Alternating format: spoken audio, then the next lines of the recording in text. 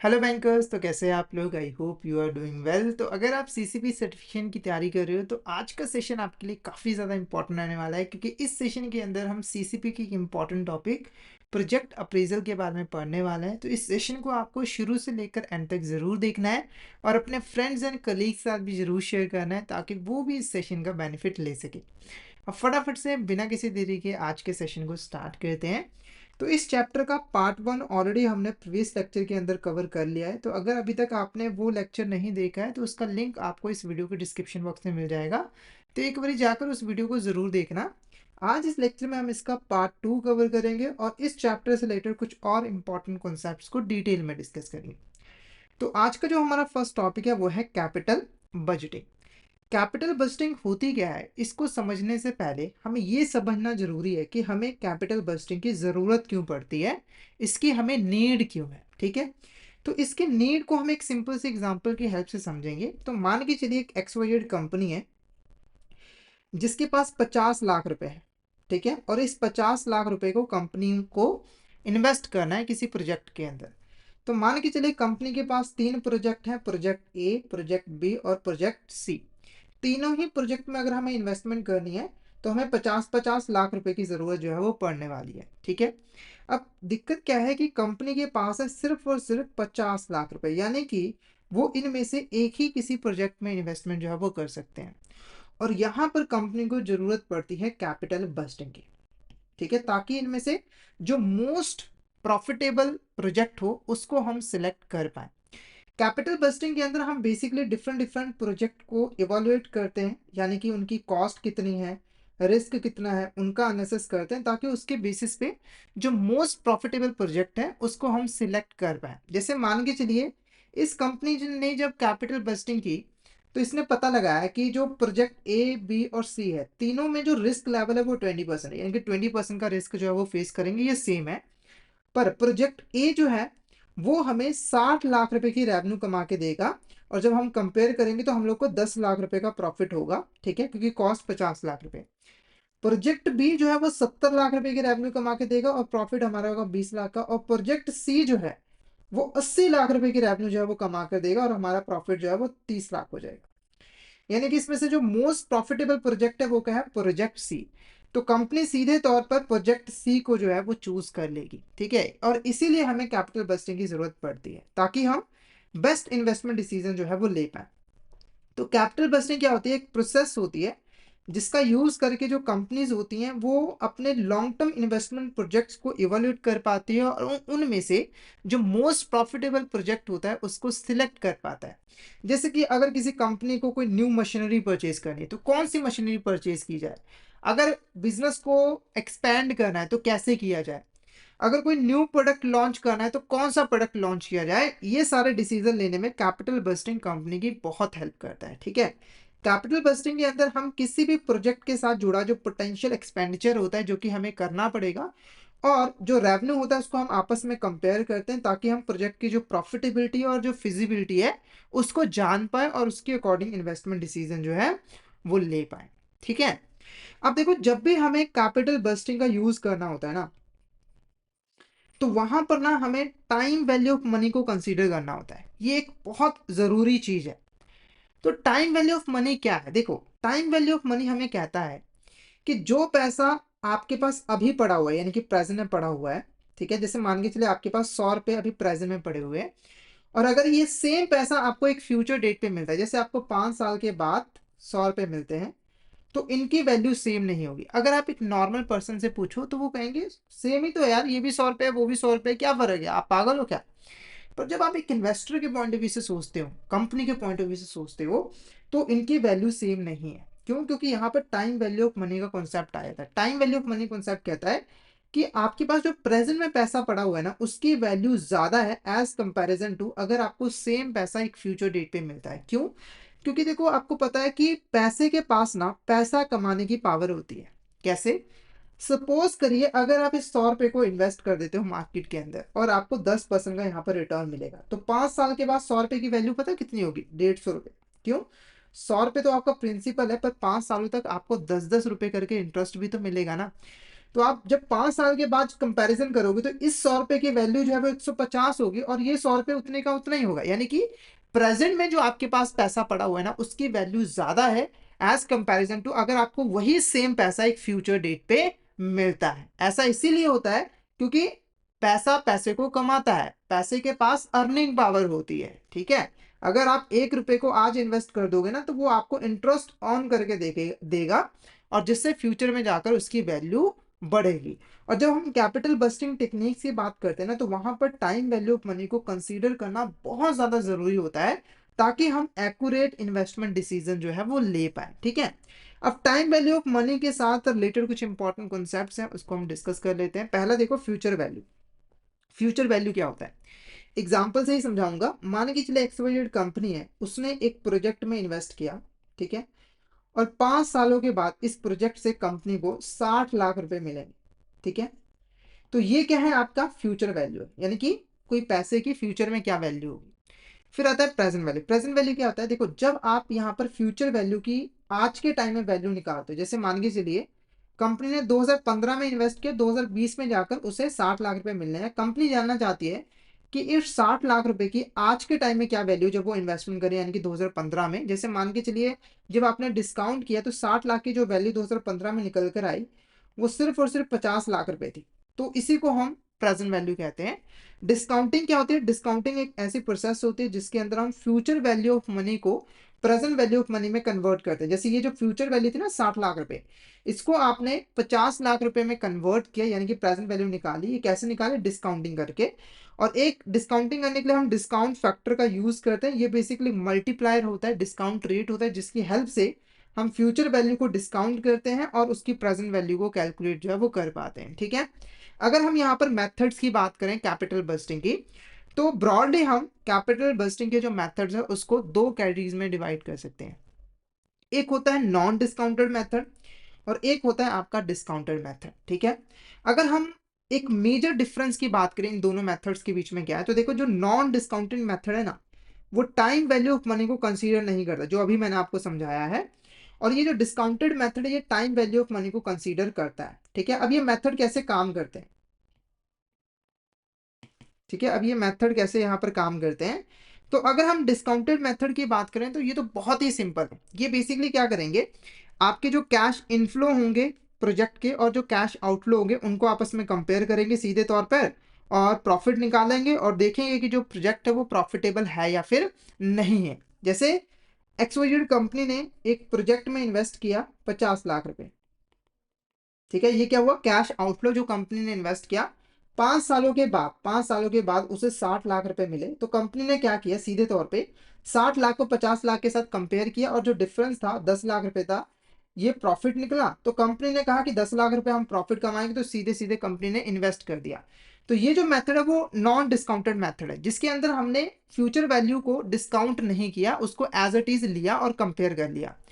Discounted method के अंदर उल्टा होता है, इसमें हम क्या करते हैं, तो हम फ्यूचर वैल्यू की पहले प्रेजेंट वैल्यू निकालते हैं। जैसे अगर सेम एग्जांपल लीजिए कि एक्सवाइजेड कंपनी है, उसने 50 लाख रुपए एक प्रोजेक्ट में इन्वेस्ट किए और 5 सालों के बाद उसे 60 लाख रुपए मिलेंगे। ठीक है, तो अगर डिस्काउंटेड मेथड कंपनी यूज करिए ना, तो वो 50 लाख और 60 लाख को कंपेयर नहीं करेगी, बल्कि 60 लाख की जो प्रेजेंट वैल्यू है, जैसे अगर 2015 में इन्वेस्ट कर रही है कंपनी, तो इस 60 लाख की 2015 में जो वैल्यू है, जैसे मान के चलिए 2060 लाख की 2015 में जो वैल्यू है वो 55 लाख रुपए की है, तो 50 लाख को 55 लाख के साथ कंपेयर किया जाएगा और यहां पर जो प्रॉफिट होगा वो 5 लाख रुपए का होगा। और इसके बेस पर डिसाइड किया जाएगा कि प्रोजेक्ट प्रॉफिटेबल है या फिर नहीं है। तो डिफरेंस आप समझ गए हो ना। नॉन डिस्काउंटेड मेथड के अंदर फ्यूचर वैल्यू को डिस्काउंट करके प्रेजेंट वैल्यू में कन्वर्ट नहीं किया जाता है, सीधे तौर पर जो कैश इनफ्लो होता है कैश आउटफ्लो के साथ उसका कंपेरिजन कर दिया जाता है। ठीक है, पर डिस्काउंटेड मेथड के अंदर ऐसा नहीं होता है। सबसे पहले जो कैश आउटफ्लो है वो तो प्रेजेंट वैल्यू पे ही है, जो भी कैश इनफ्लो आपको फ्यूचर में मिलेगा उसकी प्रेजेंट वैल्यू निकालोगे, यानी कि जब आप इन्वेस्टमेंट कर रहे हो तब उसकी वैल्यू कितनी है वो निकालोगे, फिर उसको कैश आउटफ्लो के साथ कंपेयर करोगे, उसके बाद डिसीजन लोगे कि ये प्रोजेक्ट प्रॉफिटेबल है या फिर नहीं है। ठीक है, नॉन डिस्काउंटेड मेथड के अंदर भी हमारे दो मेथड आते हैं, पे बैक पीरियड मेथड और accounting rate of return method. और डिस्काउंटेड मेथड के अंदर भी दो मेथड आते हैं, नेट प्रेजेंट वैल्यू मेथड और internal rate of return method. I hope आपको ये अच्छे तरीके से क्लियर हो गया होगा। अगर कोई डाउट आता है तो आप चैट बॉक्स में मैसेज करके पूछ सकते हो। ठीक है, तो सबसे पहले हमारा जो मेथड है वो है पे बैक पीरियड मेथड। देखो पे बैक पीरियड मेथड के अंदर ना प्रोजेक्ट्स को कंपेयर करते वक्त हम सबसे पहले प्रोजेक्ट का जो पे बैक पीरियड है वो निकालते हैं। अब ये पे बैक पीरियड यहाँ पर क्या होता है, ठीक है। सपोज करिए एक्सवाइजेड कंपनी है, उसने एक प्रोजेक्ट में 5 लाख रुपए जो है वो इन्वेस्ट किए। कितने? 5 लाख रुपए इन्वेस्ट किए। और जो कैश इनफ्लो है वो इस तरीके से है कि पहले साल कंपनी को 2 लाख रुपए मिले उस प्रोजेक्ट से, दूसरे साल भी 2 लाख रुपए मिले और तीसरे साल 1 लाख रुपए मिला, ठीक है। तो कंपनी को टोटल 3 सालों के अंदर उसने जो इनिशियल इन्वेस्टमेंट की थी वो रिकवर हो गई, यानी कि 5 लाख रुपए कंपनी को वापस मिल गए, और इसी को हम पे बैक पीरियड कहते हैं। यानी कि जब आप किसी प्रोजेक्ट में इन्वेस्ट करते हो, ठीक है, तो आपने जो इनिशियल इन्वेस्टमेंट की होती है वो जितने टाइम पीरियड में आपके पास वापस आ जाती है, यानी कि रिकवर हो जाती है, उसी को हम पे बैक पीरियड जो है वो कहते हैं। जैसे यहाँ पर आपने 5 लाख रुपए इन्वेस्ट किए, तो इस प्रोजेक्ट ने आपको 3 सालों में 5 लाख रुपए जनरेट करके दे दिया, यानी कि आपकी इनिशियल इन्वेस्टमेंट आपको वापस कर दी। तो इस प्रोजेक्ट का जो पे बैक पीरियड है वो 3 साल है। कितना है? 3 ईयर्स। अब कैसे डिसीजन लिया जाता है प्रोजेक्ट्स को कंपेयर करते वक्त? तो बेसिकली देख लो, जिस प्रोजेक्ट का पेबैक पीरियड कम होता है उस प्रोजेक्ट को हम सिलेक्ट कर लेते हैं। जैसे अगर एक प्रोजेक्ट ए है और ये प्रोजेक्ट बी है, इसका पेबैक पीरियड 3 ईयर्स है और इसका जो पेबैक पीरियड है वो 5 ईयर्स है। तो इन दोनों प्रोजेक्ट में से पेबैक पीरियड कम किसका है? प्रोजेक्ट ए का। तो हम सीधे तौर पर प्रोजेक्ट ए को सिलेक्ट कर लेंगे और इसमें जो है वो इन्वेस्ट कर देंगे। तो सिंपल सा मेथड है, प्रोजेक्ट्स का पहले पेबैक पीरियड निकालो और जिस प्रोजेक्ट का पेबैक पीरियड सबसे कम है उसे आप सिलेक्ट जो है वो कर लोगे। अब पेबैक पीरियड कैसे निकाला जाता है? तो देखो, अगर जो आपका कैश इनफ्लो है वो हर साल सेम है, तो उसका फॉर्मूला होता है initial investment divided by annual cash flow in cash inflow. अगर डिफरेंट है तो उसके लिए अलग फॉर्मूला होता है, उसको हम डिस्कस करेंगे, ठीक है। तो यहाँ पर आप देख भी सकते हो कि shorter payback period is equal to better project, यानी कि जिस प्रोजेक्ट का जो पेबैक पीरियड है वो शॉर्टर है वो एक अच्छा प्रोजेक्ट जो है वो माना जाएगा, ठीक है। अब एक एग्जांपल देखेंगे, तो इनिशियल इन्वेस्टमेंट जो आपने की है वो किया 1000 लाख। कितनी किया? 1000 लाख। और इस तरीके से आपको इसने कैश इनफ्लो जनरेट करके दिया है। पहले साल 100 लाख, फिर 150 लाख, फिर 250 लाख, फिर 300 लाख, 2 लाख, 200 लाख और 200 लाख, ठीक है।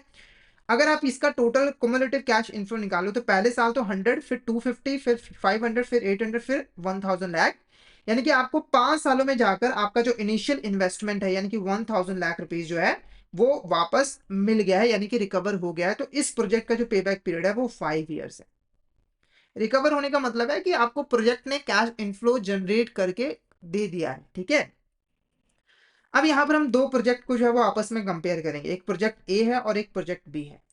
प्रोजेक्ट ए का अगर हम कैश फ्लो की बात करें, वही जो इनिशियल इन्वेस्टमेंट है वो 1000 लाख ही लेकर चलिए, ठीक है। तो पहले साल 200, फिर 3, फिर 500, टोटल निकालो तो ये 1000 लाख हो जाएगा और ये 3 सालों में रिकवर हो गया है। तो इसका पेबैक पीरियड कितना है? 3 ईयर्स। उसके बाद देखो 100, 200, 200, 300 और 200, तो ये आपका 1000 लाख कब हो गया है? 5 ईयर्स के अंदर। तो इसका पेबैक पीरियड 5 ईयर्स है। तो इसमें से बेस्ट प्रोजेक्ट कौन है? Project A. कौन है? Project A. तो आप प्रोजेक्ट ए में जो है वो इन्वेस्टमेंट कर दोगे, ठीक है।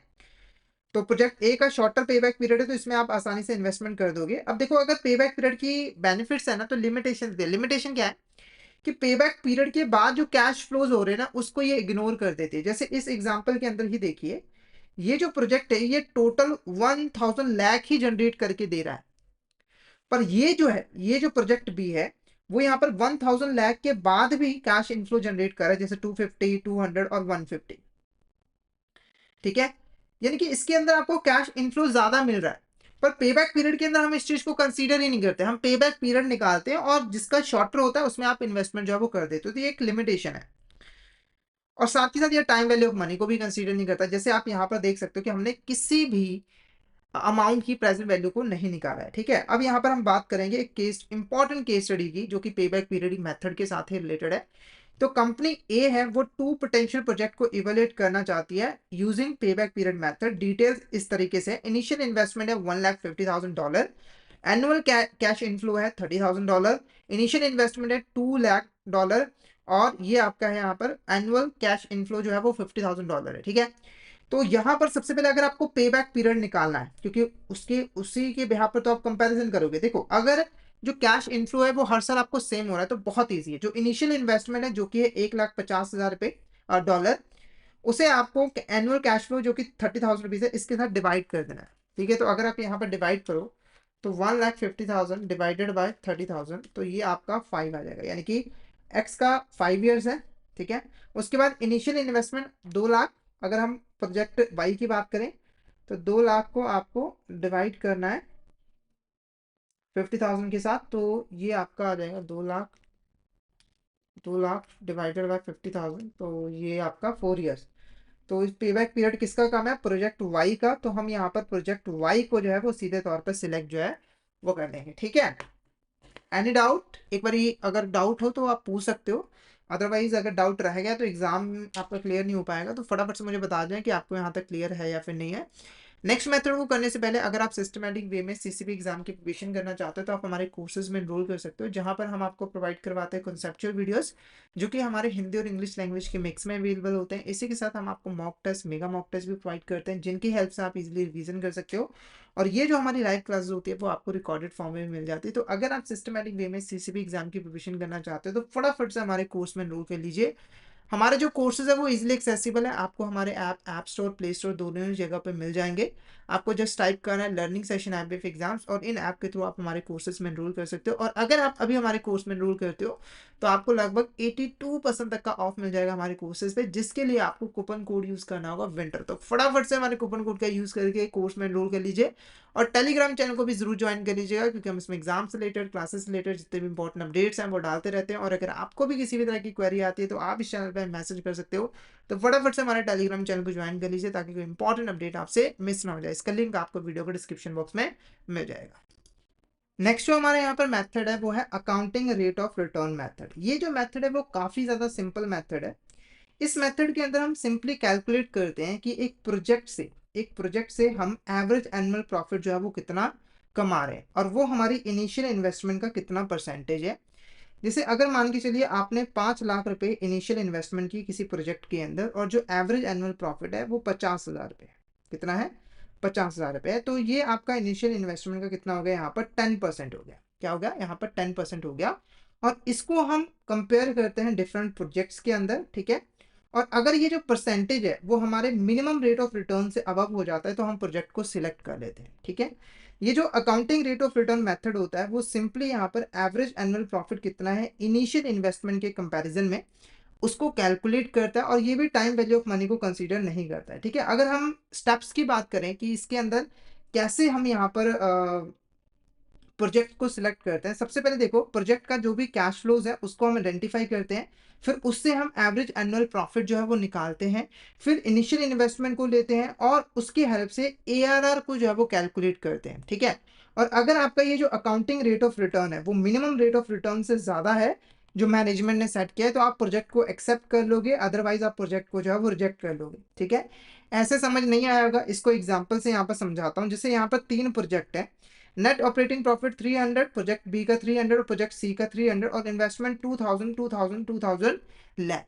अगर हम अकाउंटिंग रेट ऑफ रिटर्न निकालें तो तीनों का 15-15-15% है। ठीक है, तो अगर इन प्रोजेक्ट का जो परसेंट मिनिमम रेट से ज़्यादा है जैसे मैनेजमेंट ने सेट किया हुआ है कि अगर आप इन्वेस्टमेंट करेंगे ना तो हमें जो मिनिमम रेट ऑफ रिटर्न है वो 10% का जो है वो मिलना चाहिए। ठीक है, तो यहाँ पर देखो तीनों ही प्रोजेक्ट में जो आपका काउंटिंग रेट ऑफ रिटर्न है वो मिनिमम रेट ऑफ रिटर्न से ज्यादा है। तो इस केस में आप तीनों ही प्रोजेक्ट में इन्वेस्टमेंट जो है वो कर सकते हो, यानी कि तीनों में से किसी को भी सिलेक्ट करके इन्वेस्टमेंट जो है वो कर सकते हो। ठीक है, और ये जो ARR है ये भी यहाँ पर टाइम वैल्यू ऑफ मनी को कंसीडर नहीं करता है। अब इस चीज को हम एक प्रैक्टिकल क्वेश्चन के थ्रू जो है वो समझते हैं। तो कंपनी ने एक मशीन परचेज की है 1 लाख रुपीज की, और इसकी जो लाइफ है वो 5 ईयर्स है, और ये प्रॉफिट जनरेट करेगी पहले साल 40,000, दूसरे साल 30,000, तीसरे साल 50,000 और चौथे साल 25,000 रुपये। और ये जो प्रॉफिट है वो प्रॉफिट आफ्टर टैक्स है। तो यहाँ पर सबसे पहले देखो आपको निकालना पड़ेगा, अगर आपको अकाउंटिंग रेट ऑफ रिटर्न निकालना है तो सबसे पहले आपको निकालना पड़ेगा कि एवरेज प्रॉफिट आफ्टर टैक्स कितना है। और एवरेज प्रॉफिट आफ्टर टैक्स कैसे निकलेगा, तो सिंपली आपको इन चारों को ऐड कर देना है। ठीक है, और इसको 4 के साथ डिवाइड कर देना है, तब आपको इनका एवरेज जो मिल जाएगा। ठीक है, जैसे ये आपका 40,000 प्लस 30,000 प्लस 50,000, ठीक है, और प्लस आपका 25,000। ठीक है, इसको ऐड करो और इसको 4 के साथ जो है वो डिवाइड करो, ताकि आपका जो एवरेज एनुअल प्रॉफिट है वो निकल कर आ जाए। तो ये आपका 40,000, ये आपका 30,000, फिर 50,000 और ये आपका 25,000। ठीक है, और इसको जब आप 4 के साथ डिवाइड करोगे तो जो एवरेज एनुअल प्रॉफिट है आपका, एवरेज प्रॉफिट आफ्टर टैक्स है, वो आपका 36,250 है। फिर इसे आप डिवाइड करोगे इनिशियल इन्वेस्टमेंट के साथ। तो इनिशियल इन्वेस्टमेंट आपने कितनी की है, 1,00,000 रुपए की। ठीक है, तो आपको इसे डिवाइड करना है 1,00,000 के साथ और इंटू कर देना 100। देखो अगर आपको परसेंटेज में चाहिए वैल्यू तो आपको 100 के साथ मल्टीप्लाई करना पड़ेगा। 36.25% ये आपका यहाँ पर अकाउंटिंग रेट ऑफ रिटर्न है। ठीक है, और ये अकाउंटिंग रेट ऑफ रिटर्न अगर मिनिमम रेट ऑफ रिटर्न से ज्यादा है तो आप प्रोजेक्ट को सिलेक्ट करोगे, अदरवाइज रिजेक्ट कर लोगे। तो प्रोसेस आपको समझ आ गया होगा। अगर आपके पास प्रॉफिट है, आपके पास इनिशियल इन्वेस्टमेंट है, तो उसकी हेल्प से आप आसानी से अकाउंटिंग रेट ऑफ रिटर्न को निकाल सकते हो। इसके लिए आपको एवरेज प्रॉफिट आफ्टर टैक्स चाहिए होगा और इनिशियल इन्वेस्टमेंट चाहिए होगी। डिवाइड करो, आंसर आपका आ जाएगा। नेक्स्ट जो हमारा मेथड है वो है नेट प्रेजेंट वैल्यू मेथड। और नेट प्रेजेंट वैल्यू मेथड जो है वो टाइम वैल्यू ऑफ मनी को कंसीडर करता है, यानी कि यहाँ पर फ्यूचर के जो कैश इनफ्लोज होते हैं उनकी प्रेजेंट वैल्यू को निकाला जाता है, फिर कंपैरिजन किया जाता है कैश आउटफ्लो के साथ। ठीक है, तो जो एनपीवी है वो यहाँ पर इन्वेस्टमेंट डिसीजन को इवेल्युएट करने में हेल्प करती है टाइम वैल्यू ऑफ मनी को कंसीडर करके। ठीक है, जितने भी कैश इनफ्लोज फ्यूचर में मिलते हैं उनको डिस्काउंट किया जाता है और उनकी प्रेजेंट वैल्यू जो है वो निकाली जाती है। अब ये एनपीवी को कैसे कैलकुलेट किया जाता है, देखो सबसे पहले यहाँ पर एनपीवी का मतलब यहाँ पर समझो। ये नेट प्रेजेंट वैल्यू जो है वो है क्या, नेट प्रेजेंट वैल्यू।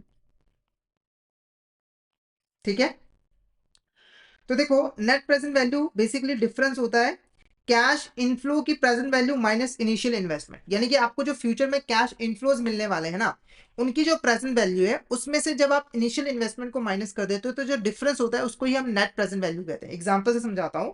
अगर आपने एक प्रोजेक्ट एक्स में इन्वेस्ट किया है 50 लाख रुपए, तो ये आपकी इनिशियल इन्वेस्टमेंट होगी। ये 2015 के अंदर किया है।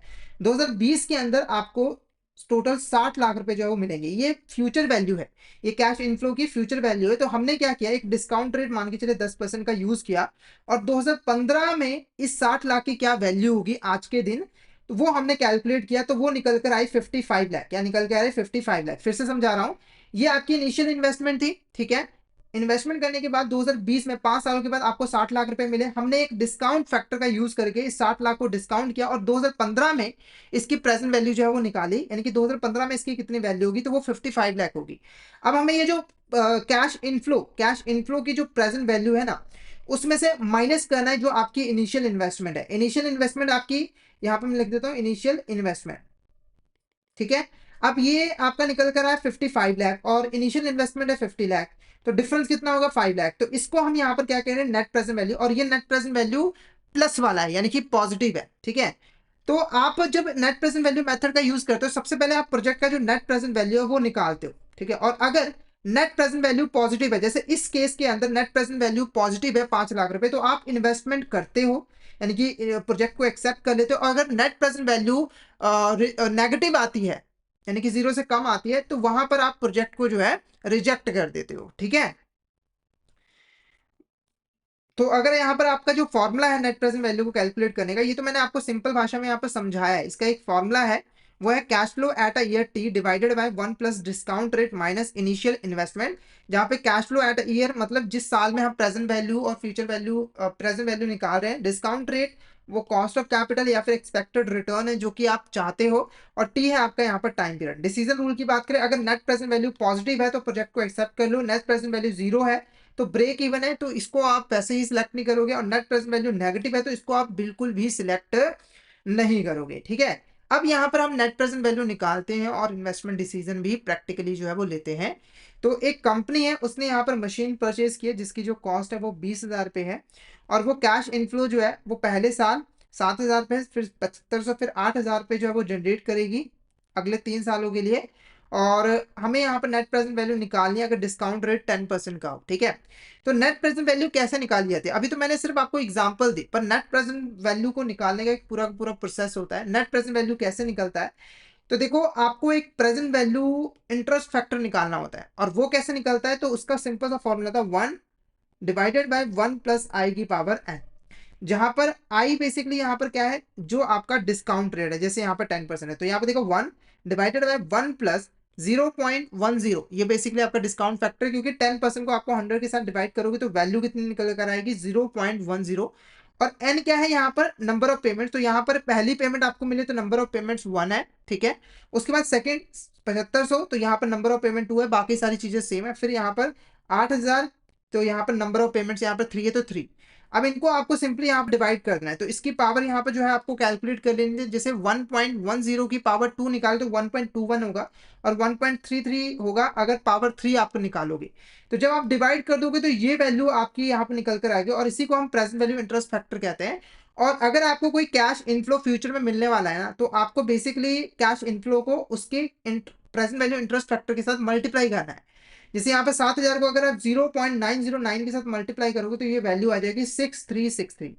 और अगर आप 7500 को मल्टीप्लाई करते हो उसके प्रेजेंट वैल्यू इंटरेस्ट फैक्टर के साथ जो कि है 0.826, तो यहाँ पर प्रेजेंट वैल्यू कितनी आ जाएगी 6195। और 8000 को अगर 0.751 के साथ करते हो तो 6008 आ जाएगा, ठीक है। अब आपको क्या करना है, आपको करना है इसकी एडिशन। क्या करनी है आपको, इसकी एडिशन। एडिशन कैसे होगा वो तो आप सभी को पता है, 6363 प्लस 6195 प्लस 6008, तो ये आपका 18,566 आ गया, ठीक है। तो जो कैश इनफ्लो आपको फ्यूचर में मिलने वाले हैं ये 3 सालों के अंदर, इसका जब आपने टोटल प्रेजेंट वैल्यू निकाला तो वो 18,566 है। उसके बाद इसमें से जो इनिशियल इन्वेस्टमेंट है जो कि 20,000 रुपए की है उसको माइनस कर दोगे। अगर आप 20,000 रुपए माइनस करोगे तो ये आपका माइनस माइनस 1434 आ जाएगा। तो यहाँ पर जो नेट प्रेजेंट वैल्यू है वो आपकी माइनस में आ रही है। इसका मतलब आपको इस प्रोजेक्ट को एक्सेप्ट नहीं करना है, क्योंकि ये प्रॉफिटेबल प्रोजेक्ट जो है वो नहीं है। तो आई होप आपको जो नेट प्रेजेंट वैल्यू मेथड है वो अच्छे तरीके से क्लियर हो गया होगा। अब एक और क्वेश्चन देखते हैं।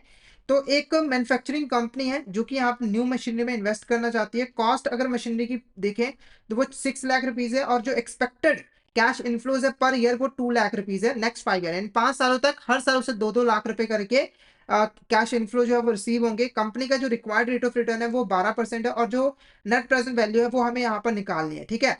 तो देखो अगर आपको इस तरह का क्वेश्चन आया था जहां पर जो कैश इनफ्लो है वो सेम है हर साल, तो वहां पर आपको टेबल बनाने की जरूरत नहीं है। वहां पर आप एक सिंपल सा फॉर्मूला लगा सकते हो एन्युटी का, क्योंकि आपको 2 लाख रुपए हर साल मिल रहा है 5 सालों तक, ये एक एन्युटी हो गई। और इसका आप प्रेजेंट वैल्यू इस फॉर्मूले की हेल्प से निकाल सकते हो, ठीक है। जहां पर सी बेसिकली क्या है, कैश फ्लो, जो कैश फ्लो हो रहा है जो कि है 2 लाख रुपए का, ठीक है। यहाँ पर 2 लाख रुपए का है, और उसके बाद 1 plus R, R basically discount rate है जो कि 0.12, ठीक है। उसके बाद एन क्या है यहाँ पर, नंबर ऑफ पेमेंट। तो देखो 5 सालों तक पेमेंट्स मिलेगी तो 5 माइनस 1। फिर उसके बाद आर है 0.12, उसके बाद 1 प्लस 0.12 की पावर 5, ठीक है। अब आपको सिर्फ इसको सॉल्व करना है। 1.112 की पावर फिफ्थ आपको निकालनी है। वो कैसे निकलेगा, कैलकुलेटर के ऊपर आपको 1.12 दबाना है, उसके बाद मल्टीप्लिकेशन का साइन, उसके बाद एक बार ऑलरेडी है 4 बार और इज इक्वल टू का साइन प्रेस करना है, तो ये आ गया 2 3 4 5, तो ये आ गया 1.76, ठीक है। इसकी वैल्यू मैंने निकाल ली है, तो ये आ गया 2 लाख, और इसकी वैल्यू मैंने 1.76 निकाली माइनस 1, और 0.12, और इसकी वैल्यू हमने निकाल ली है 1.76। अब अगर इसको आप और सॉल्व करोगे तो ये आपका आ जाएगा यहाँ पर 2 लाख, और ये माइनस 1 कर दोगे इसमें से तो ये 0.6 रह जाएगा। और 0.12 को अगर 1.76 के साथ मल्टीप्लाई करते हो, ठीक है, तो 0.12 को आपको, या फिर आप सीधा ही डिवाइड कर दीजिए यहाँ पर 0.12 और 1.76। आपको 0.76 को डिवाइड करना है 0.112, और फिर से डिवाइड करता हूँ 1.76, तो ये 3.59 आ जाएगा। तो 2 लाख को आपको 3.59 के साथ मल्टीप्लाई करना है। तो 2 लाख को जब आप 3.59 के साथ मल्टीप्लाई करते हो तो ये आपका यहाँ पर 7,18,000 आ जाएगा। ये कितना आ जाएगा आपका यहाँ पर 7,18,000, ठीक है, 7,18,000। क्लियर है यहाँ तक, कोई डाउट हो तो पूछ सकते हो। अब आपने यहाँ पे जो कैश इनफ्लोज है उनकी प्रेजेंट वैल्यू निकाल ली है, वो है 7,18,000। अब इनिशियल इन्वेस्टमेंट कितनी है, 6 लाख रुपए की, ठीक है। तो अगर आप माइनस करो तो ये सीधा सीधा आपका 18,000 रुपये जो है वो आ जाएगा। कितना आ जाएगा यहाँ पर, 1,18,000 रुपये जो है वो आ जाएगा, 1,18,000 रुपये। तो जो सबसे क्लोजेस्ट की जो वैल्यू है वो आपकी ऑप्शन ए जो है वो करेक्ट रहेगी। ओके, क्लियर है आपको यहाँ तक। तो ये आपका यहाँ पर नेट प्रेजेंट वैल्यू मेथड था। अब नेट प्रेजेंट वैल्यू मेथड के भी कुछ लिमिटेशंस हैं, जैसे कि जो नेट प्रेजेंट वैल्यू मेथड होता है ना, वो डिफरेंट इन्वेस्टमेंट अमाउंट्स के प्रोजेक्ट्स को कंपेयर नहीं कर पाता है। जैसे कि अगर मान के चलिए कि दो प्रोजेक्ट है, एक प्रोजेक्ट ए और ये प्रोजेक्ट बी है। प्रोजेक्ट ए में आप 5 लाख रुपए की इन्वेस्टमेंट कर रहे हो, ठीक है, और प्रोजेक्ट बी में आप 50 लाख रुपए की इन्वेस्टमेंट कर रहे हो। तो नेट प्रेजेंट वैल्यू मेथड का यूज करके आप इन दो प्रोजेक्ट को आपस में कंपेयर नहीं कर सकते हो, क्योंकि देखो इनकी जो net present value method, net present value आएगी ना, उसमें बहुत फर्क है, जमीन आसमान का फर्क है, क्योंकि इन्वेस्टमेंट की अमाउंट में बहुत ज्यादा यहाँ पर डिफरेंस है। तो एनपीवी इस तरह के प्रोजेक्ट्स को आपस में कंपेयर जो है वो नहीं कर पाता है, ठीक है। और कई बार क्या होता है कि आप जब फ्यूचर कैश फ्लोज को एस्टिमेट लगा रहे होते हो, तो उसको भी एस्टिमेट करना काफी ज्यादा जो है वो डिफिकल्ट हो जाता है।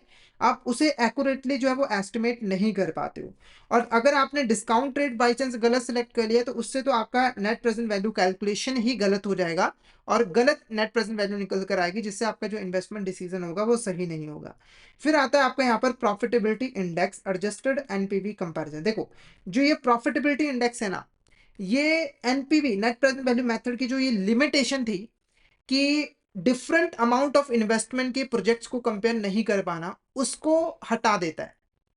यानी कि आप प्रॉफिटेबिलिटी इंडेक्स की हेल्प से ऐसे प्रोजेक्ट्स जिनकी जो इन्वेस्टमेंट अमाउंट है वो डिफरेंट है, उनको भी आपस में जो है वो कंपेयर कर सकते हो। कैसे? तो ये जो प्रॉफिटेबिलिटी इंडेक्स है, ये बेसिकली एक रेशो होता है। क्या होता है? एक रेशो होता है जो कि हमें बताता है कि हमारे जो कैश इनफ्लोज हैं और जो कैश आउटफ्लोज हैं, उनके बीच में क्या रिलेशनशिप है। जैसे पीआई को कैसे निकाला जाता है? Present value of cash inflows divided by present value of cash outflow. जैसे अगर आपका मान के चलिए जो एक प्रोजेक्ट है एक्स, ठीक है, इसके अंदर जो कैश इनफ्लोज की जो प्रेजेंट वैल्यूज है वो आपका मान के चलिए 50 लाख रुपए है, और जो कैश आउटफ्लोज की जो प्रेजेंट वैल्यू है वो 25 लाख रुपए है, ठीक है। तो आपको क्या करना है, यहाँ पर 50 लाख को डिवाइड करना है 25 लाख के साथ, ठीक है। और जब आप डिवाइड करोगे, ये जो रेशो बनेगी, ये आपके 2:1 बन जाएगी। क्या बन जाएगी? यहाँ पर 2:1 बन जाएगी, ठीक है। 2:1 बन जाएगी। इसका मतलब सिंपल सा है कि अगर आपकी जो कॉस्ट है वो 1 रुपए की है, तो उसके कंपैरिजन में आप 2 रुपए का प्रॉफिट जो है वो कमा रहे हो सीधे तौर पर। मतलब 2 रुपए की रेवेन्यू कमा रहे हो, इसकी वजह से आप सीधे तौर पर 1 रुपए का प्रॉफिट जो है वो जनरेट कर पा रहे हो, ठीक है। फिर से बता दे रहा हूं, ये रेशो में क्या बता रही है कि अगर 1 रुपए की कॉस्ट है तो 2 रुपए की हम रेवेन्यू कमा रहे हैं, और सीधे तौर पर कंपैरिजन करें तो हम 1 रुपए का प्रॉफिट जो है वो कमा रहे हैं, ठीक है। अब ये ना मल्टीपल प्रोजेक्ट्स को आपस में कंपेयर कर सकता है, चाहे उनकी जो इन्वेस्टमेंट अमाउंट हो वो कितनी भी हो। जैसे दो प्रोजेक्ट हैं, एक प्रोजेक्ट है 5 लाख रुपए का और एक प्रोजेक्ट है 50 लाख रुपए का। इसकी जो प्रेजेंट वैल्यू है कैश इनफ्लो की, वो मान के चले 10 लाख रुपए है, और इसकी जो है वो यहाँ पर 1 करोड़ रुपए है, ठीक है। ये कैश इनफ्लो की प्रेजेंट वैल्यू, और ये भी कैश इनफ्लो की प्रेजेंट वैल्यू, और ये कैश आउटफ्लो की प्रेजेंट वैल्यू, और कैश आउटफ्लो की प्रेजेंट वैल्यू है। तो आपको क्या करना है, पहले प्रोजेक्ट के केस में देखो क्या है, 10 डिवाइडेड बाय 5, तो ये 2:1, ठीक है। और दूसरा 1 करोड़ डिवाइडेड बाय 50, तो ये भी 2:1 आ जाएगा। इसका मतलब ये दोनों ही प्रोजेक्ट जो है वो सेम प्रॉफिटेबल है, यानी कि आप इसमें भी इन्वेस्टमेंट कर सकते हो और इसमें भी इन्वेस्टमेंट जो है वो कर सकते हो। इससे आपको प्रॉफिट जो है वो सेम होने वाला है। मतलब अमाउंट में नहीं बात कर रहा हूं मैं, इन्वेस्टमेंट के हिसाब से प्रॉफिट जो है वो सेम ही होने वाला है। यानी कि इसके ऊपर भी आपको 1 रुपए का प्रॉफिट होगा और इसके ऊपर भी आपको 1 रुपए का ही प्रॉफिट होगा। कोई डाउट? तो ये आपका प्रॉफिटेबिलिटी इंडेक्स था। अब देखो, अगर जो प्रॉफिटेबिलिटी इंडेक्स है, आपका जो प्रॉफिटेबिलिटी इंडेक्स है वो अगर एक से ज्यादा, जैसे यहाँ पर 2:1 है, तब तो ये जो प्रोजेक्ट है वो प्रॉफिटेबल है, आप इसमें इन्वेस्टमेंट करोगे, इस प्रोजेक्ट को एक्सेप्ट करोगे। और ये जो प्रॉफिटेबिलिटी इंडेक्स है अगर एक से कम होगा, तो यहाँ पर आपको प्रोजेक्ट को रिजेक्ट करना पड़ेगा, क्योंकि ये प्रॉफिटेबल प्रोजेक्ट जो है वो नहीं है, ठीक है, क्योंकि यहाँ पर आपको लॉस होने वाला है। अब यहाँ पर हमें एक्स और वाई प्रोजेक्ट को कंपेयर करना है पीआई का यूज करके। तो देखो, present value of investment project x की है वो है 5,000, प्रोजेक्ट वाई की है 10,000 रुपए। Present value of cash inflow है वो है 6,000 रुपए, और present value of cash inflow है 11,000 रुपए। Net present value 1,000 1,000। देखो यहाँ पर क्या हो रहा है, कि आप इन प्रोजेक्ट को सही तरीके से कंपेयर नहीं कर पाओगे नेट प्रेजेंट वैल्यू मेथड का यूज करके, क्योंकि यहाँ पर आपको दिख रहा हो कि 1,1,000 नेट प्रेजेंट वैल्यू है, मतलब ये दोनों प्रोजेक्ट इक्वल है, पर एक्चुअली में ये इक्वल नहीं है, फर्क है। कैसे? यहाँ पर देखिए प्रॉफिटेबिलिटी इंडेक्स, यहाँ पर जो प्रॉफिटेबिलिटी इंडेक्स है प्रोजेक्ट ए का वो है 1.20, यानी कि यहाँ पर आप कह सकते हो कि आप 0.20% प्रॉफिट कमा रहे हो। यानी कि अगर आपकी 1 रुपए की कॉस्ट है तो आप 1.1020 रुपीज कमा रहे हो, यानी कि 0.20 रुपीज का आपका प्रॉफिट हो रहा है। पर यहाँ पर जो प्रॉफिटेबिलिटी इंडेक्स है वो 1.10, यानी कि यहाँ पर जो आप प्रॉफिट कमा रहे हो वो 0.10 का ही है। कितना है? 0.10 का। यहाँ पर आप 20% का प्रॉफिट कमा रहे हो और यहाँ पर आप सिर्फ 10% का कमा रहे हो, तो नेट प्रेजेंट वैल्यू में तो फंस जाते हैं ना, पर प्रॉफिटेबिलिटी इंडेक्स से आपने सही सही निकाल लिया है। ओके, आई होप ये अच्छे तरीके से आपको क्लियर हो गया होगा। अब एनपीवी और प्रॉफिटेबिलिटी इंडेक्स में क्या क्या सिमिलैरिटीज है, क्या क्या डिफरेंस है। प्रॉफिटेबल नेट प्रेजेंट वैल्यू की अगर हम बात करें तो ये एब्सोल्यूट प्रॉफिटेबिलिटी निकालता है इन्वेस्टमेंट की, यानी कि ये हमें एब्सोल्यूट टर्म्स में बताता है कि आप कितना प्रॉफिट जो है वो कमाओगे। जैसे यहाँ पर देखो, इसने आपको एग्जैक्ट वैल्यू बता दी कि इसके ऊपर 1000 का प्रॉफिट है और इसके ऊपर भी 1000 का प्रॉफिट है। पर ये जो प्रॉफिटेबिलिटी इंडेक्स है ये आपको बेसिकली रिलेटिव प्रॉफिट कैलकुलेट करके देता है, यानी कि आपने जो इन्वेस्टमेंट की है उसके रिलेटिव में आपको कितना प्रॉफिट जो है वो अर्न हो रहा है। जैसे यहाँ पर अगर आप देखो तो यहाँ पर आपने 5000 की इन्वेस्टमेंट की तो आपको 20% का प्रॉफिट हुआ, आपने 10,000 की इन्वेस्टमेंट की तो आपको सिर्फ 10% का ही यहाँ पर प्रॉफिट जो है वो हुआ है। एनपीवी लिमिटेशन की बात करें तो ये डिफरेंट इन्वेस्टमेंट आउटफ्लोज को कंपेयर नहीं कर सकता है, जो मैंने ऑलरेडी आपको बताया। इंपैक्ट ऑफ एंड टाइमिंग की बात करें तो अर्लियर कैश इनफ्लो अगर ज्यादा है, मतलब अर्लियर अगर कैश इनफ्लो होंगे तो एनपीवी इंक्रीज हो जाएगा। डिस्काउंट रेट सेंसिटिविटी की बात करें तो अगर हायर डिस्काउंट रेट है तो एनपीवी जो है वो लोअर होगा। उसके बाद एक और इंपॉर्टेंट यहाँ पर रेशियो है जिसका नाम है बेनिफिट कॉस्ट रेशियो।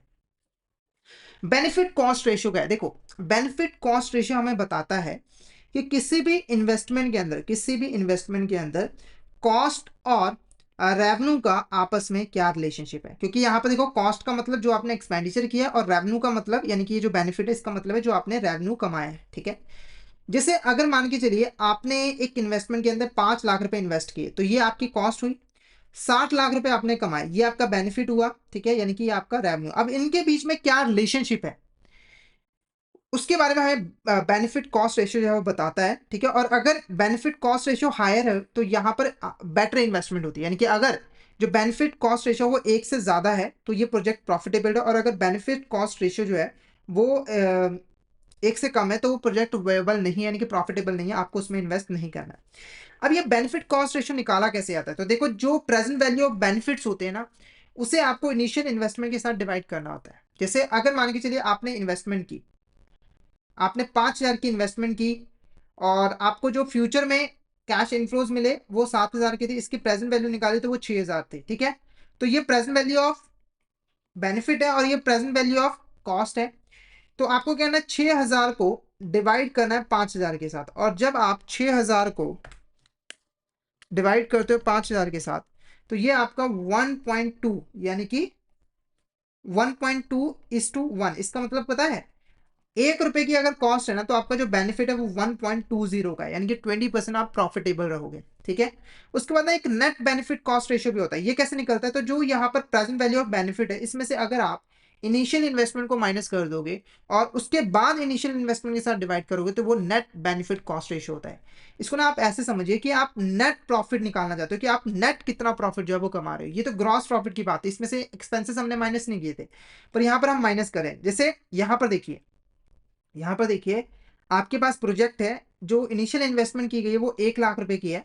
बेनिफिट की बात करें तो पहले साल हुआ 25,000, दूसरे साल 40, फिर तीसरे साल 40 और 50,000 रुपए। ठीक है, डिस्काउंटेड बेनिफिट की बात करें, डिस्काउंटेड बेनिफिट का मतलब है कि आपने यहाँ पर ये जो फ्यूचर कैश फ्लोज आपको मिलने वाले हैं, फ्यूचर कैश इनफ्लोज, उसकी आपने यहाँ पर प्रेजेंट वैल्यू निकाली। तो देखो, प्रेजेंट वैल्यू के लिए डिस्काउंट फैक्टर निकालना पड़ता है। अगर हम 12% के रेट के ऊपर डिस्काउंट फैक्टर निकालें तो 0.893 और 0.797 आ जाएगा, जो हमने already net present value method को समझते वक्त समझ लिया था। ठीक है, तो ये डिस्काउंट फैक्टर है, तो आपको सिंपली इसको आपस में मल्टीप्लाई करते जाना और ये आपकी डिस्काउंटेड बेनिफिट यानी कि प्रेजेंट वैल्यू ऑफ बेनिफिट जो है वो आ जाएंगे। ठीक है, अब ये जो वैल्यूज होती है ना इसका एक टेबल होता है और टेबल के अंदर आपको वैल्यूज मिल जाती है। कैलकुलेट करना भी मैंने आपको सिखा ही दिया था, 1/1 + i⁴n। ठीक है, अब देखो, अगर हम बीसीआर बेनिफिट कॉस्ट रेशियो की बात करें तो प्रेजेंट वैल्यू ऑफ बेनिफिट अगर आप इसको टोटल करो 22,325 प्लस 31,880 प्लस 28,480, और आपका 31,800। तो ये आपका 1,14,485 आ गया। ठीक है, अब आपको क्या करना है, 1,14,485 को डिवाइड करना, इनिशियल इन्वेस्टमेंट वो है आपका 1,00,000 रुपए। इसको 1,00,000 के साथ आप डिवाइड करिए, इंटू कर दीजिए 100, सॉरी फिर से करते हैं, यहाँ पर 1,00,000 डिवाइड करना है इसको 1,00,000 के साथ, तो ये आपका आ गया 1.14:1। ठीक है, ये आपकी रेशियो आ गई। ठीक है, इसका इंटरप्रिटेशन करनी मैंने आपको सिखा दिया। अब बात करेंगे यहाँ पर नेट बेनिफिट कॉस्ट रेशियो, वो कैसे निकलेगा। तो पहले प्रेजेंट वैल्यू ऑफ बेनिफिट्स वो कितने, 1,14,485, उसमें से इनिशियल इन्वेस्टमेंट जो कि है 1,00,000 रुपए माइनस कीजिए, फिर इसको 1,00,000 से डिवाइड कीजिए। ठीक है, तो यहाँ पर आपकी जो वैल्यू आएगी 1,14,000, तो ये 14,485 आ जाएगा।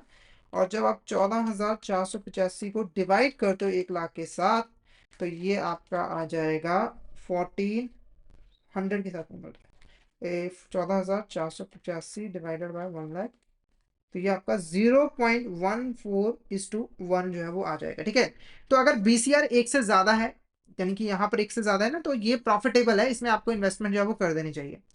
अब हम यहाँ पर बात करेंगे data needed for NPV and IRR calculation. ठीक है, तो अगर आपको एनपीवी कैलकुलेट करना है या फिर आपको आईआरआर कैलकुलेट करना है, तो आपको कौन कौन सा डेटा जो है वो चाहिए होगा। ठीक है, तो अगर हम डेटा की बात करें, सबसे पहले देखो आपको लाइफ ऑफ प्रोजेक्ट चाहिए होगा, कि आप जो प्रोजेक्ट में इन्वेस्टमेंट कर रहे हो उसकी यहाँ पर लाइफ कितनी है, 5 साल है, 10 साल है।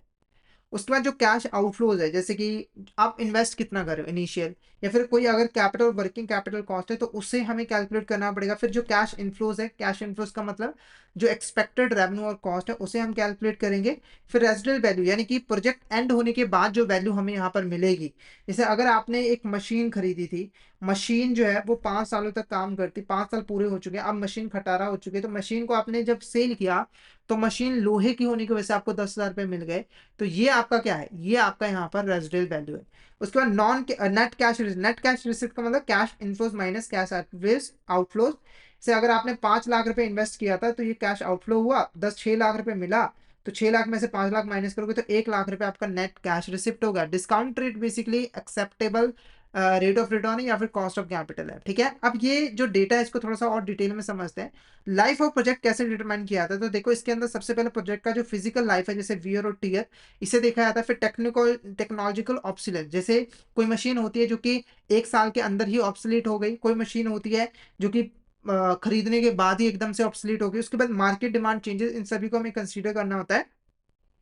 अगर हम टिपिकल प्रोजेक्ट लाइफ स्पैन की बात करें, तो अगर मैन्युफैक्चरिंग सेक्टर, तो वहां पर जो प्रोजेक्ट का लाइफ साइकिल होता है, लाइफ स्पैन होता है, प्रोजेक्ट लाइफ होती है वो 12 से 15 साल होती है। आईटी इलेक्ट्रॉनिक्स के अंदर 5 से 10 साल, होटल इंडस्ट्री के अंदर 25 ईयर्स, और इंफ्रास्ट्रक्चर के अंदर 40 से 50 साल। ठीक है, उसके बाद cash outflows working capital needs की बात करें, तो इसके अंदर फिक्स्ड और ऑपरेशनल कॉस्ट दोनों ही इंक्लूडेड होते हैं।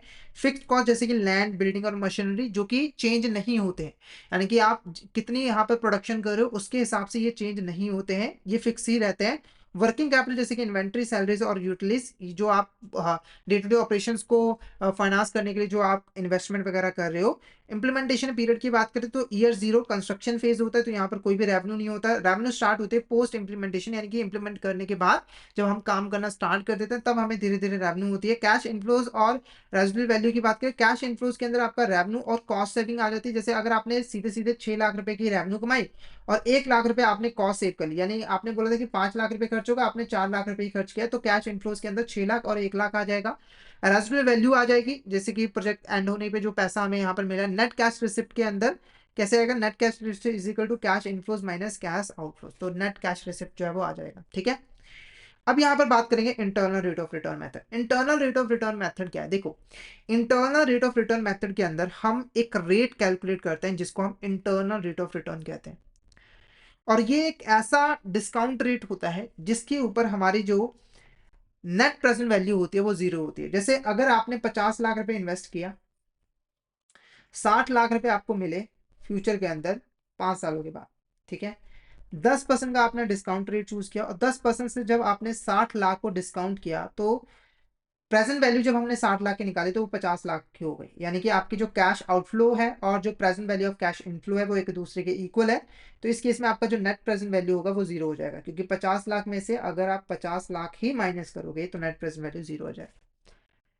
ठीक है, और अब आप डिसीजन कैसे लेते हो? देखो, अगर जो IRR है, इंटरनल रेट ऑफ रिटर्न है, वो कॉस्ट ऑफ कैपिटल से ज़्यादा है, तब आप प्रोजेक्ट को सिलेक्ट करते हो। जैसे अगर आपका जो कॉस्ट ऑफ कैपिटल है वो 10% का है और जो IRR है वो 12% का है, तब आप प्रोजेक्ट को सिलेक्ट करोगे, अदरवाइज आप रिजेक्ट कर दोगे। जैसे अगर आपका जो IRR है वो 10% का है और आपका जो कॉस्ट ऑफ कैपिटल वो 12% का है, तो यहाँ पर आप प्रोजेक्ट को रिजेक्ट कर दो, क्योंकि आपको यहाँ पर लॉस हो रहा है। अब IRR को कैसे निकाला जाता है? तो RA plus NPV divided by NPV minus NPV RB minus R, जहां पर RA लोअर डिस्काउंट रेट है। देखो, जब आप IRR को निकालते हो ना, तो आपको ना दो नेट प्रेजेंट वैल्यू चाहिए होती है, एक माइनस में और एक प्लस में।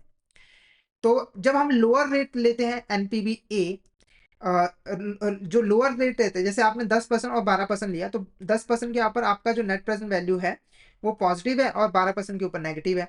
तो ये जो लोअर रेट है वो यहाँ पर आएगा नेट प्रेजेंट वैल्यू एट ए, इसका मतलब है 10% के ऊपर जो आपकी नेट प्रेजेंट वैल्यू आई है। उसके बाद नेट प्रेजेंट वैल्यू है ए में से net present value of B. Net present value B क्या है? तो जो आपका हायर रेट है ना, उसके ऊपर जो आपकी नेट प्रेजेंट वैल्यू आई है, और मान के चलिए माइनस में आई है, और फिर आप बाद में RB को RA में से माइनस जो है वो कर देते हो। ठीक है, ओके। अब एक प्रैक्टिकल क्वेश्चन यहाँ पर देख लीजिए, वैसे तो मैंने क्वेश्चन सॉल्व ही किया हुआ है। देखो, कंपनी इंफ्रास्ट्रक्चर प्रोजेक्ट में इन्वेस्ट करना चाहती है, जो नेट प्रेजेंट वैल्यू है वो 10% है। Net present value at the 10% rate 50,000 है, 12% के ऊपर -20,000 है। अब हमें IRR निकालना है। तो देखो, यहाँ पर हमारे पास दो डिस्काउंट रेट है, 10% जिसके ऊपर NPV पॉजिटिव है जो कि है 50,000 पे, और एक 12% जिसके ऊपर NPV माइनस है। तो हमें एक प्रेजेंट में एक प्लस में नेट प्रेजेंट वैल्यू मिल गई और एक माइनस में नेट प्रेजेंट वैल्यू मिल गई है। तो अब हमें यहाँ पर फॉर्मूले में वैल्यूज को पुट करना है। तो देखो, RA आपका 10% है, यानी कि जो लोअर रेट ऑफ इंटरेस्ट है वो 10% का है, और जो आपका नेट प्रेजेंट वैल्यू ए है वो है 50,000 माइनस 50,000 माइनस -20,000, क्योंकि जो दूसरा रेट है, हायर रेट है, उसके ऊपर जो नेट प्रेजेंट वैल्यू है वो -20,000 की है। तो आगे अगर इसको और फर्दर हम सॉल्व करें तो 10 प्लस 50,000 डिवाइडेड बाई 70,000, क्योंकि 50,000 माइनस माइनस प्लस हो जाएगा तो ये आपका 70,000 हो जाएगा, और 12 में से अगर 10 को आप माइनस कर दोगे तो ये 2 आ जाएगा। सॉल्व करोगे तो 11.42% जो है वो आ जाएगा, 11.42% जो है वो आ जाएगा। ओके, अब यहाँ पर हम बात करेंगे फाइनेंसिंग इंफ्रास्ट्रक्चर प्रोजेक्ट। देखो, ये जो इंफ्रास्ट्रक्चर प्रोजेक्ट्स होते हैं, जैसे कि रोड्स बनाना, हाईवेज बनाना, ठीक है, तो ये लॉन्ग टर्म के होते हैं, मतलब कि बहुत टाइम में जाकर हाईवेज कंप्लीट हो पाते हैं, रोड्स बन पाते हैं, और लॉन्ग टर्म में है तो यहाँ पर जो लोन देना है वो काफ़ी ज़्यादा रिस्की होता है, क्योंकि एक तो लॉन्ग टर्म के लिए लोन दिया जाता है, दूसरा कि यहाँ पर लोन की अमाउंट भी बहुत ज़्यादा होती है। आप सोच के देखिए, एक हाईवे को बनाने के लिए बहुत खर्च होता है। ठीक है, तो एक बैंक यहाँ पर इंफ्रास्ट्रक्चर लैंडिंग प्रोवाइड कर सकता है, मतलब कि वो इंफ्रास्ट्रक्चर को फाइनेंस जो है वो प्रोवाइड कर सकता है। तो बैंक और फाइनेंशियल इंस्टीट्यूशन जो है वो RBI की गाइडलाइंस के अकॉर्डिंग जो है वो स्ट्रक्चर्ड फाइनेंसिंग जो है वो प्रोवाइड करते हैं इंफ्रास्ट्रक्चर प्रोजेक्ट्स को। ठीक है, और बैंकों के लिए जरूरी होता है कि वो फाइनेंसिंग करते वक्त रिस्क को प्रॉपर्ली जो है वो मैनेज करे। अगर हम यहाँ पर की कंपोनेंट्स की बात करें इंफ्रास्ट्रक्चर फाइनेंसिंग की, तो वो क्या है? सबसे पहले देखो, प्रोजेक्ट वियाबिलिटी असेसमेंट यहाँ पर की जाएगी, यानी कि जब भी एक बैंक के पास कोई पर्सन लोन लेने के लिए आएगा इंफ्रास्ट्रक्चर प्रोजेक्ट के लिए, तो पहले बैंक ये देखेगा कि जो प्रोजेक्ट है वो फाइनेंशियली विएबल है या फिर नहीं, यानी कि प्रोजेक्ट जो है वो प्रॉफिटेबल है या फिर नहीं है, प्रॉफिट कमाएगा या फिर नहीं कमाएगा। Risk management due diligence bank को यहाँ पर करनी है। स्पेशल पर्पस व्हीकल का यूज करना है प्राइवेट सेक्टर प्रोजेक्ट्स को फाइनेंस करते वक्त। कंजोर्टियम लैंडिंग और सिंडिकेशन लोन का यहाँ पर यूज करना है, यानी कि एक सिंगल बैंक को लोन नहीं देना चाहिए बल्कि मल्टीपल बैंक को साथ में मिलकर जो है लोन देना चाहिए। टेक आउट फाइनेंसिंग का यहाँ पर यूज करना चाहिए बैंकों को, ताकि वो अपनी एसेट और लायबिलिटीज को प्रॉपर्ली मैनेज कर सके। अब यहाँ पर कुछ क्रिटेरिया है जो कि यहाँ पर फुलफिल करना पड़ता है बैंक और फाइनेंशियल इंस्टीट्यूशंस को इंफ्रास्ट्रक्चर प्रोजेक्ट्स को फाइनेंस देते वक्त। सबसे पहले यहाँ पर टेक्निकली फिजिबल चेक करना होता है, फाइनेंशियली विएबिलिटी चेक करनी होती है, और बैंकेबल लॉ रिस्क को ही सिर्फ और सिर्फ यहाँ पर लोन जो है वो दिया जाना चाहिए। RBI की कंडीशन की बात करें, प्रोडेंशियल एक्सपोजर नॉर्म, तो जो लोन है वो हमेशा RBI की जो एक्सपोजर लिमिट है, RBI ने जो इंफ्रास्ट्रक्चर फाइनेंस की जो लिमिट फिक्स की है, बैंक हमेशा उस लिमिट के अंदर ही जो है वो लोन देगा। साथ ही साथ बैंक के पास यहाँ पर एक स्पेशलाइज टीम होनी चाहिए जो कि यहाँ पर प्रोजेक्ट की टेक्निकल फिजिबिलिटी और रिस्क असेसमेंट जो है वो करेगी और टेक्निकल फिजिबिलिटी को चेक करेगी।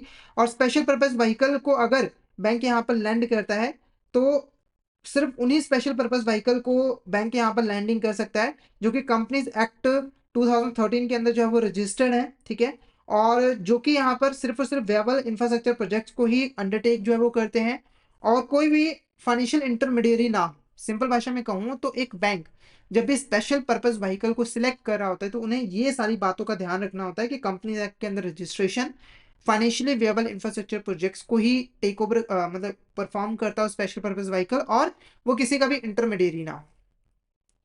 अब बात करते हैं यहाँ पर इंफ्रास्ट्रक्चर प्रोजेक्ट अप्रेजल। तो इंफ्रास्ट्रक्चर की यहाँ पर प्रोजेक्ट अप्रेजल जो है वो कैसे की जाती है, तो देखो बैंकों को यहाँ पर कॉम्प्रिहेंसिव ड्यू डिलिजेंस का यहाँ पर यूज करना होता है जब भी वो इंफ्रास्ट्रक्चर प्रोजेक्ट्स को फाइनेंस दे रहे होते हैं। अप्रेजल के कुछ यहाँ पर इंपॉर्टेंट एरियाज होते हैं, ठीक है, जिनको क्रिटिकली इवेल्युएट जो है वो बैंक को करना होता है। सबसे पहले विएबिलिटी असेसमेंट की जाती है कि जो प्रोजेक्ट है क्या वो रेवेन्यू जनरेट कर पाएगा, या फिर प्रॉफिट कमा पाएगा या फिर नहीं कमा पाएगा। बैंक इस चीज को यहाँ पर जो है वो चेक करता है। सिंपल भाषा में कहूँ तो एक प्रोजेक्ट क्या इतना कैपेबल है कि वो इतना रेवेन्यू जनरेट कर पाए कि कॉस्ट भी कवर हो जाए और साथ के साथ कंपनी के पास एक्स्ट्रा फंड्स भी बच जाए प्रॉफिट के रूप में। तो इस चीज को चेक करना है, यानी कि आपको चेक करना है कि जो प्रोजेक्ट है वो प्रॉफिटेबल है या फिर नहीं है। फिर आपको यहाँ पर रिस्क को भी मिटिगेट करना है, जैसे कि यहाँ पर जो प्रोजेक्ट रिस्क है जैसे construction delays, cost overruns, regulatory hurdles, इन रिस्क को आपको आइडेंटिफाई करके इनको आपस में जो है वो मैनेज, मतलब आइडेंटिफाई करने के बाद इनको प्रॉपर्ली जो है वो मैनेज करना है। स्टेट गारंटीज का क्या रोल है, तो देखो अगर स्टेट गवर्नमेंट ने गारंटी दी है तो इसका मतलब ये नहीं है कि बैंक यहाँ पर क्रेडिट असेसमेंट नहीं करेगा। चाहे स्टेट गवर्नमेंट ने यहाँ पर गारंटी दी है तब भी यहाँ पर बैंक जो है वो प्रॉपर क्रेडिट असेसमेंट करेगा लोन देने से पहले, और जो भी रिस्क वगैरह है उसे असेस करेगा और रिस्क को मिटिगेट करने के लिए भी एडवांस में स्ट्रेटजीज बनाएगा। स्पेशल पर्पज व्हीकल को यूज करते वक्त बैंक यहाँ पर असेस करेगा, यानी कि स्पेशल पर्पज व्हीकल को लोन देते वक्त बैंक असेस करेगा कि जो कॉन्ट्रेक्चुअल ऑब्लिगेशंस हैं वो सही हो, ठीक है, और प्रोजेक्ट के जो स्पॉन्सर्स हैं वो उनकी क्रेडिट वर्दिनेस भी जो है वो अच्छी हो। बैंकों को यहाँ पर ज्वाइंट फाइनेंसिंग और कंजोर्टियम लैंडिंग का यहाँ पर जो है वो यूज करना है, यानी कि लार्ज प्रोजेक्ट को फंडिंग प्रोवाइड करने के लिए मल्टीपल बैंक जो है वो पार्टनरशिप में जो है वो लोन दे सकते हैं ताकि वो आपस में इस रिस्क को शेयर भी कर पाए और प्रॉफिट भी कमा पाए। उसके बाद अगर हम बात करें special purpose vehicle finance project special consideration, तो देखो जो स्पेशल पर्पस व्हीकल है ना, ये यहाँ पर जो प्रोजेक्ट की जो लाइबिलिटीज है उसको पेरेंट कंपनी से सेपरेट कर देते हैं, जिससे कि जो रिस्क होता है पेरेंट कंपनी का वो कुछ हद तक जो है वो कम हो जाता है। यानी कि यहाँ पर अगर हम बात करें प्रोजेक्ट को कंप्लीट करने की रिस्पॉन्सिबिलिटी अगर स्पेशल पर्पस व्हीकल की है तो रिस्क भी स्पेशल पर्पस व्हीकल ही फेस करेगा। तो पेरेंट कंपनीज जो है वो अलग हो जाती है, सेपरेट हो जाती है, जिससे पेरेंट कंपनी का जो रिस्क है वो कम हो जाता है, ठीक है। और रिस्क मिटिगेशन भी यहाँ पर जो है वो की जाती है प्रॉपर तरीके से कॉन्ट्रैक्ट करके। अब यहाँ पर हम बात करेंगे टेक आउट फाइनेंसिंग की। क्या है आपका यहाँ पर टेक आउट फाइनेंसिंग। अब ये टेक आउट फाइनेंसिंग क्या होती है, देखो एक बैंक की अगर हम बात करें तो बैंक जो है वो नॉर्मली शॉर्ट टर्म जो डिपॉजिट्स होते हैं उनको एक्सेप्ट करता है, जैसे कि सेविंग अकाउंट हो गया, या फिर एफडी में भी मैक्सिमम 10 साल के लिए यहाँ पर जो है वो डिपॉजिट एक्सेप्ट करते हैं। पर ये जो इंफ्रास्ट्रक्चर फाइनेंसिंग है इसके अंदर 20 साल 25 साल के लिए लोन दिया जाता है, जिससे क्या होता है कि बैंक की जो एसेट्स और लाइबिलिटीज होती हैं उनके अंदर मिसमैच आ जाता है, उनकी जो मेच्योरिटी है उसमें मिसमैच आ जाता है। जैसे अगर बैंक ने एक डिपॉजिट एक्सेप्ट किया है 10 साल के लिए 50 लाख का, और 50 लाख से उसने एक 20 साल के लिए जो है वो लोन दे दिया है, ठीक है, इंफ्रास्ट्रक्चर प्रोजेक्ट को। देखो डिपॉजिट की जो पेमेंट है वो बैंक को 10 साल के अंदर करनी है, पर लोन की रिपेमेंट उसे 20 साल के बाद होगी। तो जैसे 10 साल पूरे होंगे बैंक के पास फंड्स की कमी हो जाएगी। तो इस सिचुएशन को मैनेज करने के लिए टेक आउट फाइनेंसिंग का यूज किया जाता है। इसके अंदर एक बैंक जो है वो अपने जो लॉन्ग टर्म लोन्स होते हैं वो यहाँ पर स्पेशलाइज फाइनेंशियल इंस्टीट्यूशन जैसे कि आईडीएफसी और एसबीआई को जो है वो ट्रांसफर कर देते हैं। जैसे एक बैंक है उसने यहाँ पर 100 करोड़ का 20 साल के लिए जो है वो लोन दिया, ठीक है, और जब बैंक लोन दे रहा था उसने पहले ही एग्रीमेंट कर लिया था एसबीआई के साथ कि 5 साल के बाद ये लोन मैं आपको जो है वो ट्रांसफर कर दूंगा, और एसबीआई भी मान गया था। तो जैसे 5 साल पूरे हुए 100 करोड़ का जो लोन था वो बैंक ने एसबीआई को जो है वो ट्रांसफर कर दिया। अब से जो रिस्क है वो एसबीआई का है, बैंक की जो बैलेंस शीट है वो क्लियर हो चुकी है, ठीक है। तो इस मैकेनिज्म को ही हम टेक आउट फाइनेंसिंग जो है वो कहते हैं, और इस मैकेनिज्म का यूज किया जाता है एसेट लायबिलिटी मिसमैच को प्रिवेंट करने के लिए और लिक्विडिटी इश्यूज को भी प्रिवेंट करने के लिए। अगर हम टेक आउट फाइनेंसिंग के की फीचर्स की बात करें, सबसे पहले लोन को यहाँ पर ट्रांसफर किया जाता है, और लोन को ट्रांसफर करने का जो एग्रीमेंट है वो एडवांस में ही जो है वो कर दिया जाता है, ठीक है। यानी कि बैंक जो है वो स्पेशलाइज फाइनेंशियल इंस्टीट्यूशन के साथ एग्रीमेंट करते हैं कि इतने टाइम पीरियड के बाद मैं आपको लोन जो है वो ट्रांसफर कर दूंगा। और ये जो लोन्स होते हैं ना टेक आउट फाइनेंसिंग के अंदर, इसको स्पेशलाइज इंस्टीट्यूशन आईडीएफसी एसबीआई जो है वो मैनेज करते हैं, ठीक है, जिससे कि जो रिस्क होता है बैंक का वो काफी कम हो जाता है। उसके बाद मॉडल एग्रीमेंट की यहाँ पर बात करें तो एसबीआई आईडीएफसी जो है वो रेफरेंस एग्रीमेंट टेम्पलेट भी प्रोवाइड करती है बैंकों को, ताकि जो बैंक है वो रूल्स एंड रेगुलेशंस को समझ कर ही टेक आउट फाइनेंसिंग जो है वो परफॉर्म करे। तो यहाँ पर आज का जो हमारा चैप्टर है 11 चैप्टर वो यहाँ पर जो है वो कंप्लीट हो गया है। तो हमने डिटेल में यहाँ पर प्रोजेक्ट अप्रेजल के बारे में जो है वो समझ लिया है। तो आई होप आपको ये चैप्टर अच्छे तरीके से क्लियर हो गया होगा। अगर आपको किसी भी तरह का डाउट आता है तो आप चैट बॉक्स में मैसेज करके पूछ सकते हो। क्लियर हो गया तो एक मैसेज करके जरूर बता दीजिएगा कि आपको यहाँ तक क्लियर जो है वो हो गया है। तो आज का सेशन हम यहीं पे ओवर करते हैं। यहाँ पर मैं आपको बता दूं कि ये हमारी सीसीपी के लाइव सेशन चल रहे हैं, जहाँ पर हम सीसीपी के फुल सिलेबस को कॉन्सेप्चुअल वीडियोस की फॉर्म में कवर कर रहे हैं। तो अगर आप सीसीपी की प्रिपरेशन अच्छे से करना चाहते हो तो आपको रेगुलर बेसिस पे सीसीपी की लाइव सेशंस को अटेंड करना होगा। अगर आपने प्रीवियस कोई क्लास मिस कर दिया तो एक बार उनको भी जाकर जरूर देख लेना, उसका लिंक आपको वीडियो को डिस्क्रिप्शन बॉक्स में मिल जाएगा, ठीक है।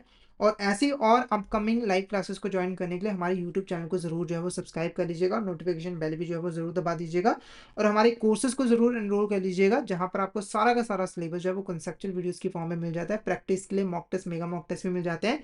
और अभी हमारे कोर्सेज के ऊपर भारी डिस्काउंट भी चल रहा है 82% तक का, जिसके लिए आपको कूपन कोड यूज करना होगा विंटर। तो फटाफट से इस कूपन कोड का यूज करके हमारे कोर्स में जो है वो एनरोल कर लीजिए। तो आज का सेशन फिर हम यहीं पे ओवर करते हैं। अगर आपको आज का सेशन अच्छा लगा तो सेशन को लाइक कर देना, हमारे चैनल को सब्सक्राइब करना और शेयर जरूर कर देना अपने फ्रेंड्स के साथ, कलीग्स के साथ, ताकि वो भी इस सेशन का बेनिफिट जो है वो ले सके। तो आज के लिए इतना ही, मिलते हैं नेक्स्ट क्लास में। Thank you so much everyone.